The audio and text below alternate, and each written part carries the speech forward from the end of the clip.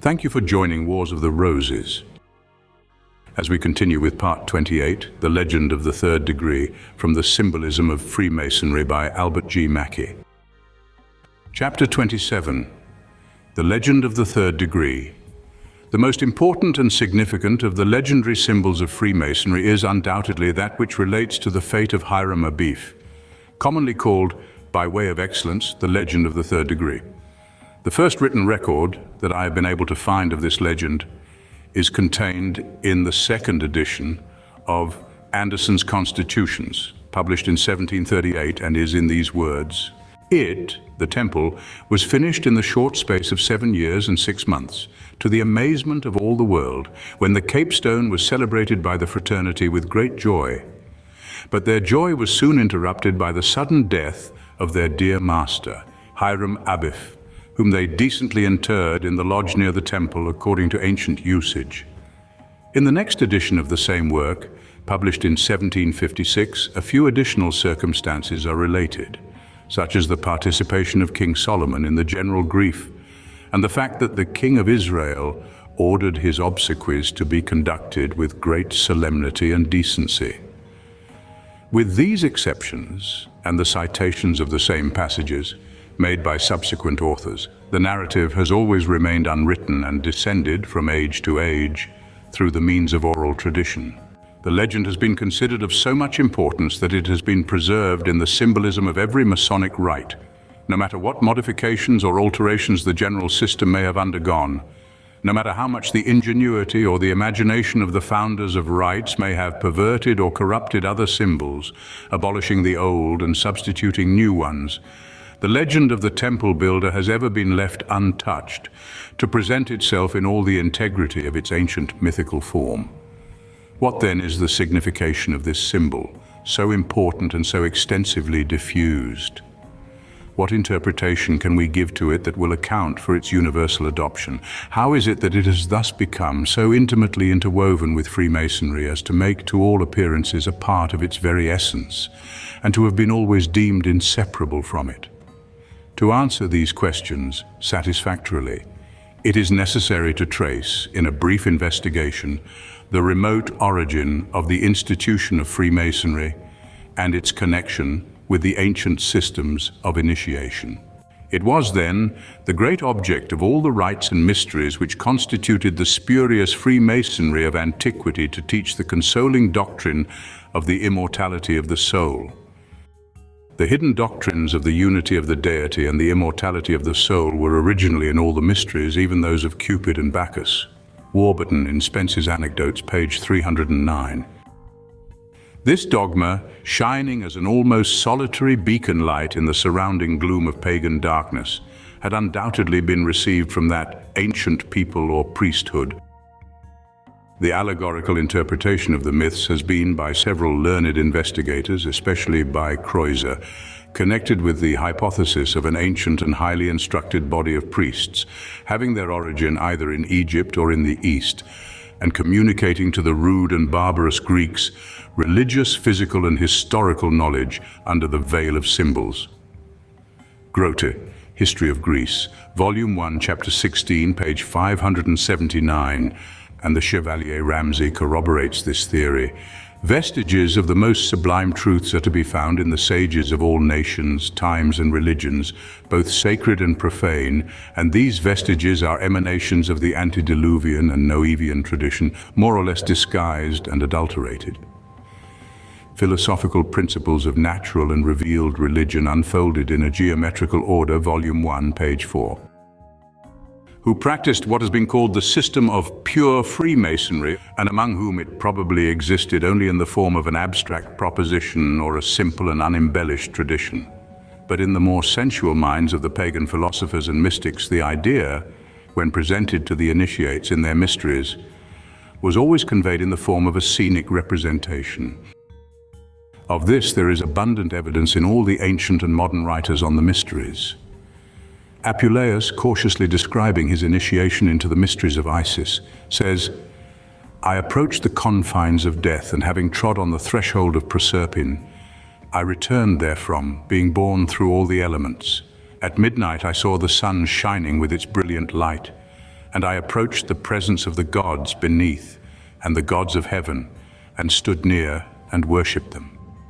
The context shows that all this was a scenic representation. The influence, too, of the early Sabian worship of the sun and heavenly bodies, in which the solar orb was adored on its resurrection each morning, from the apparent death of its evening setting, caused this rising sun to be adopted in the more ancient mysteries as a symbol of the regeneration of the soul. Thus, in the Egyptian mysteries, we find a representation of the death and subsequent regeneration of Osiris, in the Phoenician of Adonis, in the Syrian of Dionysus, in all of which the scenic apparatus of initiation was intended to indoctrinate the candidate into the dogma of a future life. It will be sufficient here to refer simply to the fact that through the instrumentality of the Tyrian workmen at the Temple of King Solomon, the spurious and pure branches of the Masonic system were united at Jerusalem, and that the same method of scenic representation was adopted by the latter from the former, and the narrative of the temple builder substituted for that of Dionysus, which was the myth peculiar to the mysteries practiced by the Tyrian workmen. The idea therefore proposed to be communicated in the myth of the ancient mysteries was the same as that which is now conveyed in the Masonic legend of the third degree. Hence then, Hiram Abif is, in the Masonic system, the symbol of human nature, as developed in the life here and the life to come. And so, while the temple was, as I have heretofore shown, the visible symbol of the world, its builder became the mythical symbol of man, the dweller and worker in that world. Now, is not this symbolism evident to every reflective mind? Man setting forth on the voyage of life with faculties and powers fitting him for the due exercise of the high duties to whose performance he has been called, holds, if he be a curious and cunning workman, skilled in all moral and intellectual purposes, and it is only of such men that the temple builder can be the symbol, within the grasp of his attainment the knowledge of all that divine truth imparted to him as the heirloom of his race, that race to whom it has been granted to look with exalted countenance on high, which divine truth is symbolized by the word. A cunning man, endued with understanding, is the description given by the king of Tyre of Hiram Abif. See 2 Chronicles 2:13. It is needless to say that cunning is a good old Saxon word meaning skillful. Thus, while the mute creation downward bend their sight and to their earthly mother tend, man looks aloft and with erected eyes beholds his own hereditary skies. Dryden. Thus provided with the word of life, he occupies his time in the construction of a spiritual temple and travels onward in the faithful discharge of all his duties, laying down his designs upon the trestle board of the future and invoking the assistance and direction of God. But is his path always over flowery meads and through pleasant groves? Is there no hidden foe to obstruct his progress? Is all before him clear and calm, with joyous sunshine and refreshing zephyrs? Alas, not so. Man is born to trouble, as the sparks fly upward. At every gate of life, as the Orientalists have beautifully called the different ages, he is beset by peril. Temptations allure his youth, misfortunes darken the pathway of his manhood, and his old age is encumbered with infirmity and disease. But clothed in the armor of virtue, he may resist the temptation. He may cast misfortunes aside and rise triumphantly above them. But to the last, the direst, the most inexorable foe of his race, he must eventually yield. And stricken down by death, he sinks prostrate into the grave and is buried in the rubbish of his sin and human frailty. Here, then, in Masonry, is what was called the aphorism in the ancient mysteries. The bitter but necessary lesson of death has been imparted. The living soul with the lifeless body which encased it has disappeared and can nowhere be found. All is darkness, confusion, despair. Divine truth, the word, for a time is lost, and the Master Mason may now say in the language of Hutchinson, "I prepare my sepulchre, I make my grave in the pollution of the earth, I am under the shadow of death." Greek, seen here, disappearance, destruction, a perishing death from Greek seen here, and to remove from one's view, to conceal. But if the mythic symbolism ended here with this lesson of death, then were the lesson incomplete. That teaching would be vain and idle. Nay, more, it would be corrupt and pernicious, which should stop short of the conscious and innate instinct for another existence. And hence the succeeding portions of the legend are intended to convey the sublime symbolism of a resurrection from the grave and a new birth into a future life.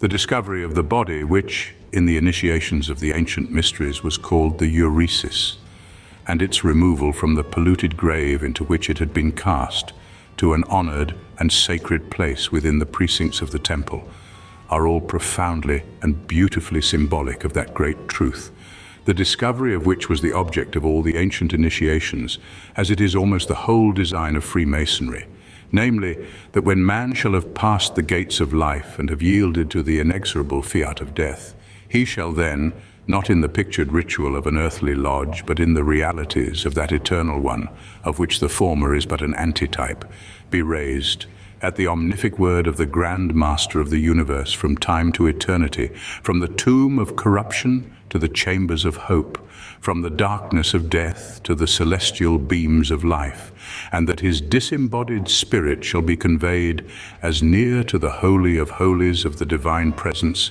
as humanity can ever approach to deity. Such I conceive to be the true interpretation of the symbolism of the legend of the third degree. I have said that this mythical history of the temple builder was universal in all nations and all rites, and that in no place and at no time had it, by alteration, diminution, or addition, acquired any essentially new or different form. The myth has always remained the same, but it is not so with its interpretation. That which I have just given and which I conceive to be the correct one has been very generally adopted by the Masons of this country. But elsewhere, and by various writers, other interpretations have been made, very different in their character, although always agreeing in retaining the general idea of a resurrection or regeneration, or a restoration of something from an inferior to a higher sphere or function. Thus, some of the earlier continental writers have supposed the myth to have been a symbol of the destruction of the Order of the Templars, looking upon its restoration to its original wealth and dignities as being prophetically symbolized. In some of the high philosophical degrees, it is taught that the whole legend refers to the sufferings and death with the subsequent resurrection of Christ. Hutchinson, who has the honor of being the earliest philosophical writer on Freemasonry in England, supposes it to have been intended to embody the idea of the decadence of the Jewish religion and the substitution of the Christian in its place and on its ruins. This, our order, is a positive contradiction to the Judaic blindness and infidelity and testifies our faith concerning the resurrection of the body. The whole lecture is occupied in advancing and supporting his peculiar theory. Dr. Oliver, Clarum et Venerabile Nomen, thinks that it is typical of the murder of Abel by Cain, and that it symbolically refers to the universal death of our race through Adam and its restoration to life in the Redeemer, according to the expression of the Apostle, as in Adam we all died, so in Christ we all live. Thus then, it appears that the historical reference of the legend of speculative Freemasonry in all ages of the world was to our death in Adam and life in Christ.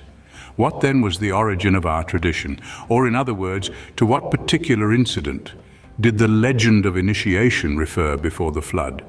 I conceive it to have been the offering and assassination of Abel by his brother Cain, the escape of the murderer, the discovery of the body by his disconsolate parents, and its subsequent interment under a certain belief of its final resurrection from the dead, and of the detection and punishment of Cain by divine vengeance.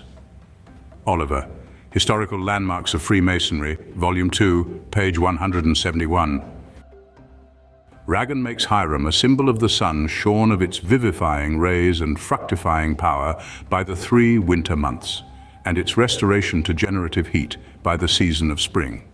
And finally, Desetang, adopting in part the interpretation of Regan, adds to it another which he calls the moral symbolism of the legend, and supposes that Hiram is no other than eternal reason, whose enemies are the vices that deprave and destroy humanity.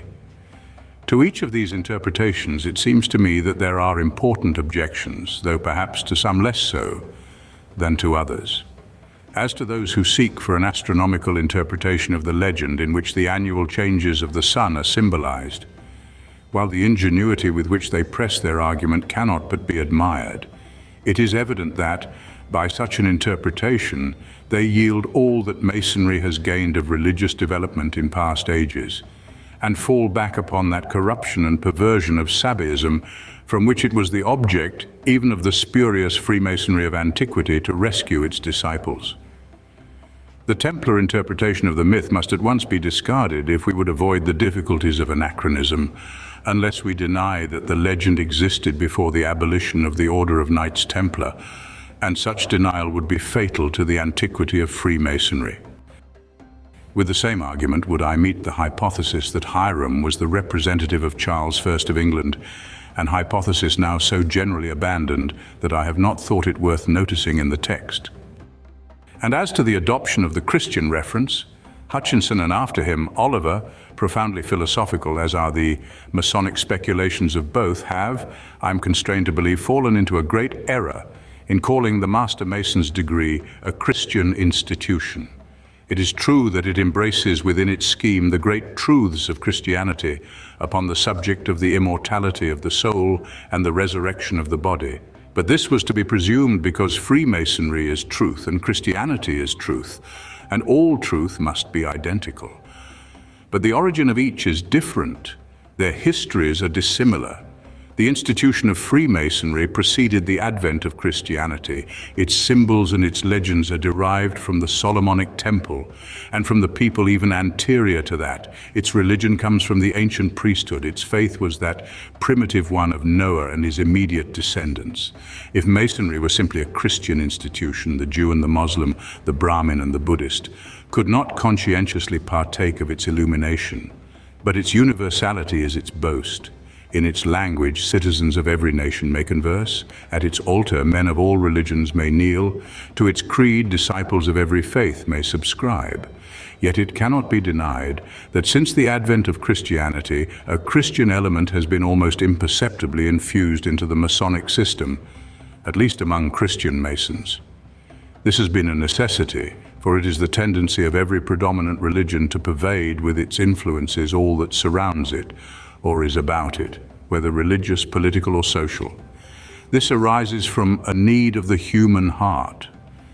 To the man deeply imbued with the spirit of his religion, there is an almost unconscious desire to accommodate and adapt all the business and the amusements of life, the labors and the employments of his everyday existence, to the indwelling faith of his soul.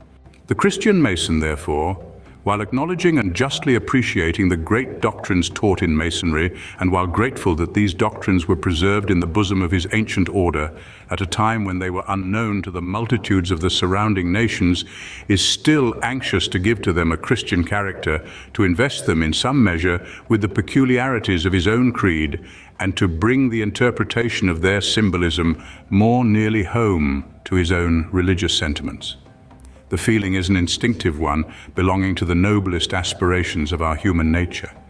And hence we find Christian Masonic writers indulging in it almost to an unwarrantable excess, and by the extent of their sectarian interpretations materially affecting the cosmopolitan character of the institution. This tendency to Christianization has, in some instances, been so universal and has prevailed for so long a period that certain symbols and myths have been in this way so deeply and thoroughly imbued with the Christian element as to leave those who have not penetrated into the cause of this peculiarity in doubt whether they should attribute to the symbol an ancient or a modern and Christian origin. As an illustration of the idea here advanced, and as a remarkable example of the result of a gradually Christianized interpretation of a Masonic symbol, I will refer to the subordinate myth, subordinate I mean to the great legend of the builder, which relates the circumstances connected with the grave upon the brow of a small hill near Mount Moriah. Now, the myth or legend of a grave is a legitimate deduction from the symbolism of the ancient spurious Masonry. It is the analogue of the pastos, couch, or coffin, which was to be found in the ritual of all the pagan mysteries. In all these initiations, the aspirant was placed in a cell or upon a couch, in darkness, and for a period varying in the different rites, from the 3 days of the Grecian mysteries to the 50 of the Persian. This cell or couch, technically called the pastos, was adopted as a symbol of the being whose death and resurrection or apotheosis was represented in the legend. The learned Faber says that this ceremony was doubtless the same as the descent into Hades, and that when the aspirant entered into the mystic cell, he was directed to lay himself down upon the bed which shadowed out the tomb of the Great Father, or Noah, to whom it will be recollected that Faber refers all the ancient rites. While stretched upon the holy couch, he continues to remark, in imitation of his figurative deceased prototype, he was said to be wrapped in the deep sleep of death. His resurrection from the bed was his restoration to life, or his regeneration into a new world. The initiation into the mysteries, he says, scenically represented the mythic descent into Hades and the return from thence to the light of day, by which was meant the entrance into the ark and the subsequent liberation from its dark enclosure. Such mysteries were established in almost every part of the pagan world, and those of Ceres were substantially the same as the orgies of Adonis, Osiris, Hu, Mithras, and the Kabiri. They all equally related to the allegorical disappearance or death or descent of the Great Father at their commencement, and to his invention or revival or return from Hades at their conclusion. Origin of Pagan Idolatry, Volume 4, Book 4, Chapter 5, page 384. But this archetype theory, as it is called, has not met with the general approbation of subsequent writers. Now, it is easy to see how readily such a symbolism would be seized by the temple masons and appropriated at once to the grave at the brow of the hill. At first, the interpretation, like that from which it had been derived, would be cosmopolitan. It would fit exactly to the general dogmas of the resurrection of the body and the immortality of the soul. But on the advent of Christianity, the spirit of the new religion being infused into the old Masonic system, the whole symbolism of the grave was affected by it. The same interpretation of a resurrection or restoration to life, derived from the ancient pastos, was, it is true, preserved. But the facts that Christ himself had come to promulgate to the multitudes the same consoling dogma, and that Mount Calvary, the place of a skull, was the spot where the Redeemer, by his own death and resurrection, had testified the truth of the doctrine, at once suggested to the old Christian Masons the idea of Christianizing the ancient symbol. Let us now examine briefly how that idea has been at length developed. In the first place, it is necessary to identify the spot where the newly made grave was discovered with Mount Calvary, the place of the sepulchre of Christ. This can easily be done by a very few but striking analogies, which will, I conceive, carry conviction to any thinking mind. 1. Mount Calvary was a small hill. Mount Calvary is a small hill or eminence situated in a westerly direction from that Mount Moriah on which the Temple of Solomon was built. It was originally a hillock of notable eminence, but has in modern times been greatly reduced by the excavations made in it for the construction of the Church of the Holy Sepulchre. Buckingham, in his Palestine, page 283, says, "The present rock, called Calvary, and enclosed within the Church of the Holy Sepulchre, bears marks in every part that is naked, of its having been a round nodule of rock standing above the common level of the surface." 2. It was situated in a westward direction from the temple, and near Mount Moriah. 3. It was on the direct road from Jerusalem to Joppa, and is thus the very spot where a weary brother traveling on that road would find it convenient to sit down to rest and refresh himself. Dr. Beard, in The Art. Golgotha, in Kitto's Cyclopedia of Biblical Literature, reasons in a similar method as to the place of the crucifixion. And supposing that the soldiers, from the fear of a popular tumult, would hurry Jesus to the most convenient spot for execution, says then the road to Joppa or Damascus would be most convenient, and no spot in the vicinity would probably be so suitable as the slight rounded elevation which bore the name of Calvary. 4. It was outside the gate of the temple. 5. It has at least one cleft in the rock or cave, which was the place which subsequently became the sepulchre of our Lord. But this coincidence needs scarcely to be insisted on, since the whole neighborhood abounds in rocky clefts which meet at once the conditions of the Masonic legend. But to bring this analogical reasoning before the mind in a more expressive mode, it may be observed that if a party of persons were to start forth from the temple at Jerusalem and travel in a westward direction towards the port of Joppa, Mount Calvary would be the first hill met with, and as it may possibly have been used as a place of sepulture, which its name of Golgotha seems to import, we may suppose it to have been the very spot alluded to in the third degree, as the place where the craftsmen on their way to Joppa discovered the evergreen acacia. Some have supposed that it was so called because it was the place of public execution. Gulguleth in Hebrew or Gugultho in Syriac means a skull. Having thus traced the analogy, let us look a little to the symbolism. Mount Calvary has always retained an important place in the legendary history of Freemasonry, and there are many traditions connected with it that are highly interesting in their import. One of these traditions is that it was the burial place of Adam in order, says the old legend, that where he lay who effected the ruin of mankind, there also might the Saviour of the world suffer, die, and be buried.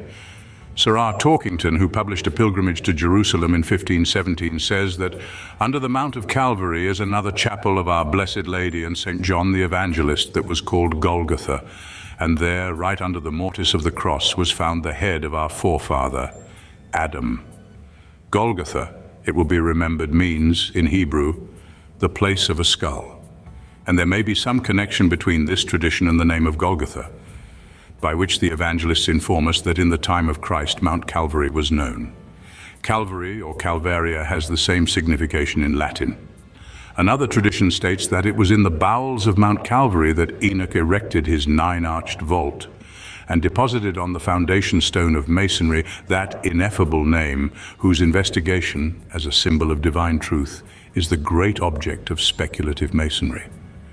A third tradition details the subsequent discovery of Enoch's deposit by King Solomon, whilst making excavations in Mount Calvary during the building of the temple. On this hallowed spot was Christ the Redeemer slain and buried. It was there that, rising on the third day from his sepulchre, he gave by that act the demonstrative evidence of the resurrection of the body and the immortality of the soul. And it was on this spot that the same great lesson was taught in Masonry, the same sublime truth, the development of which evidently forms the design of the third or Master Mason's degree. There is in these analogies a sublime beauty as well as a wonderful coincidence between the two systems of Masonry and Christianity that must, at an early period, have attracted the attention of the Christian Masons. Mount Calvary is consecrated to the Christian as the place where his crucified Lord gave the last great proof of the second life, and fully established the doctrine of the resurrection which he had come to teach. It was the sepulchre of him who captive led captivity, who robbed the grave of victory, and took the sting from death. It is consecrated to the Mason also as the scene of the Euresis, the place of the discovery, where the same consoling doctrines of the resurrection of the body and the immortality of the soul are shadowed forth in profoundly symbolic forms. These great truths constitute the very essence of Christianity, in which it differs from and excels all religious systems that preceded it.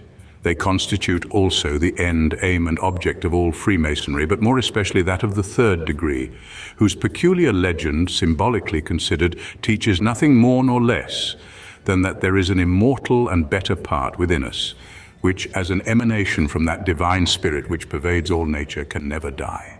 The identification of the spot on which this divine truth was promulgated in both systems, the Christian and the Masonic, affords an admirable illustration of the readiness with which the religious spirit of the former may be infused into the symbolism of the latter, and hence Hutchinson, thoroughly imbued with these Christian views of Masonry, has called the Master Mason's order a Christian degree, and thus Christianizes the whole symbolism of its mythical history. The great Father of all, commiserating the miseries of the world, sent his only Son, who was innocence itself, to teach the doctrine of salvation, by whom man was raised from the death of sin unto the life of righteousness, from the tomb of corruption unto the chamber of hope, from the darkness of despair to the celestial beams of faith, and not only working for us this redemption, but making with us the covenant of regeneration, whence we are become the children of the divinity and inheritors of the realms of heaven.